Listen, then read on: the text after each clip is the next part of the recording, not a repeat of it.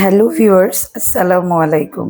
আজ আমি আপনাদের ডাটা এবং আলু দিয়ে খুবই সাধারণ অথচ ভীষণ টেস্টি একটা রান্না দেখাবো। এখানে আমি কোনো মাছ ব্যবহার করব না, অথচ কতটা যে টেস্টি এই গরমের মধ্যে এই খাবারগুলো অর্থাৎ এই সবজিগুলো ভীষণ টেস্টি হয় সাদা ভাতের সাথে অথবা রুটির সাথে। আজ আমি ডাটা প্রায় 300 গ্রামের চেয়ে একটু বেশি নিয়েছি। এই যে দেখুন, এভাবে এভাবে কেটে নিয়েছি। সবাই জানেন যেগুলো ভালো করে ছিলে নিয়েছি এবং এই সাইজ করে কেটে নিয়েছি। যেগুলো একটু মোটা ছিল সেগুলোকে মধ্যখান দিয়ে চিড়ে নিয়েছি।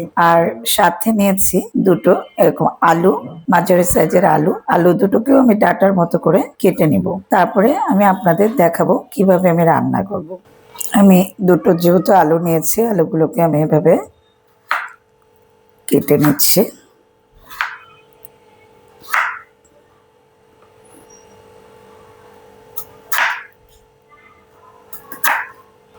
দেখুন, অনেকটা ডাটা আকৃতির করেই কেটে নিয়েছি।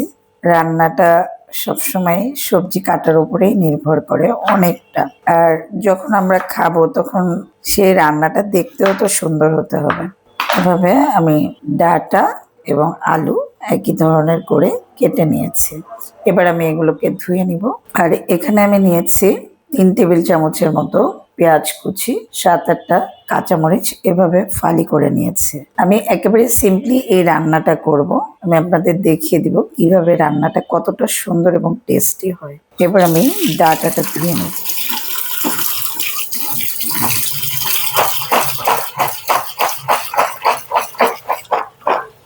ধুয়ে নিলাম।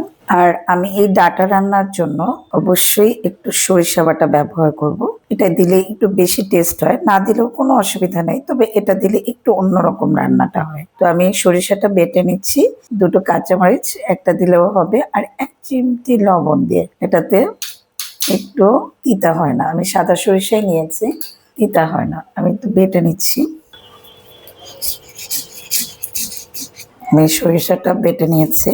এবার আমি রান্না শুরু করব। রান্নার জন্য প্রথমে আমি একটা কড়াই নিয়েছি, কড়াইটি গরম করে নিয়েছি। এবার আমি এখানে 4 টেবিল চামচ তেল দিয়ে দিচ্ছি। তেল একটু গরম হলে কেটে রাখা পেঁয়াজ কুচিগুলো দিয়ে দিচ্ছি।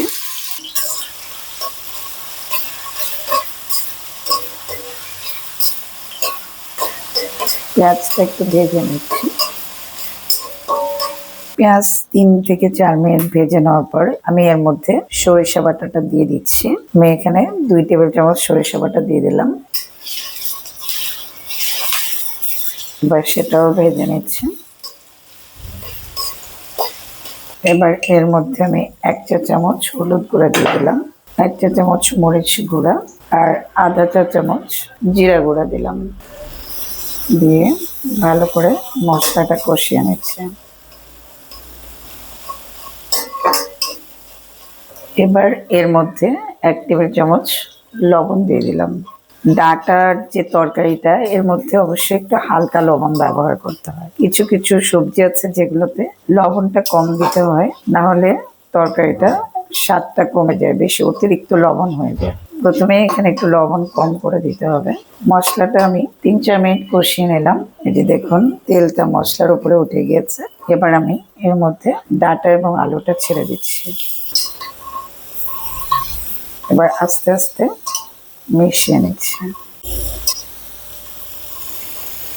আমি এই তরকারিটা কষানোর জন্য আমি এর মধ্যে অল্প একটু পানি দিয়ে দিচ্ছি।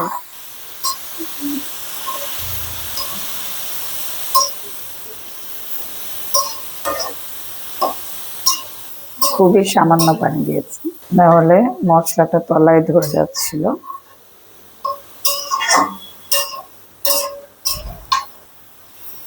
এভাবে ভালো করে মিশিয়ে নিলাম। এবার এই তরকারিটা একটু কষানোর জন্য কয়েক মিনিটের জন্য আমি ঢাকনা দিয়ে দিলাম। চুলার আঁচটা মাঝারির চেয়ে একটু কমিয়ে দিয়েছি। কয়েক মিনিট পর ফিরলাম। তারপরে একটু নাড়াচাড়া করে দিচ্ছি। এবার আমি এর মধ্যে পানি দিয়ে দেব। এখানে কিন্তু আমি শুধু পেঁয়াজ কুচি ছাড়া কোনো বাটাবাটি ঝামেলাই করিনি। তাছাড়া এখানে আমি সরিষা বাটা দিয়ে করেছি। আপনারা যদি সরিষা বাটা না দেন তাহলে একটু রসুন বাটা দিতে পারেন, আর সরিষা বাটা দিতেই হবে এমন কোনো কথা নেই। আমি পানি দিয়ে দিচ্ছি। এটা একটু মাখা মাখা তরকারি হবে, এটা একটু ঝোলের তরকারি হবে না, সেজন্য মোটামুটি কম করেই পানি দিলাম। তাছাড়া কষিয়েও নিয়েছি, অনেকটাই ডাটা সেদ্ধ হয়ে যাচ্ছে, সেজন্য আমি কম করে পানি দিয়েছি। এবার আঁচটা মাঝারির চেয়ে একটু হাইয়ে রাখলাম। এবার আবারও ঢাকনা দিয়ে দিচ্ছি। আমি 7-8 মিনিট পর ফিরলাম, দেখি কি অবস্থা।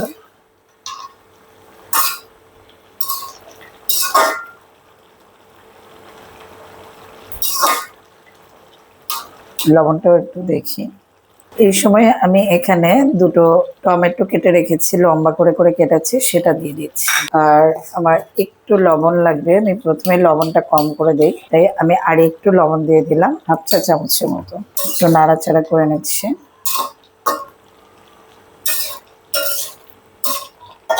আমি আরেকবার ঢেকে দিচ্ছি, কিছুক্ষণ পরে ফিরে আসবো ইনশাআল্লাহ। আমি আরো 5-7 মিনিট পর ফিরলাম, দেখি কি অবস্থা।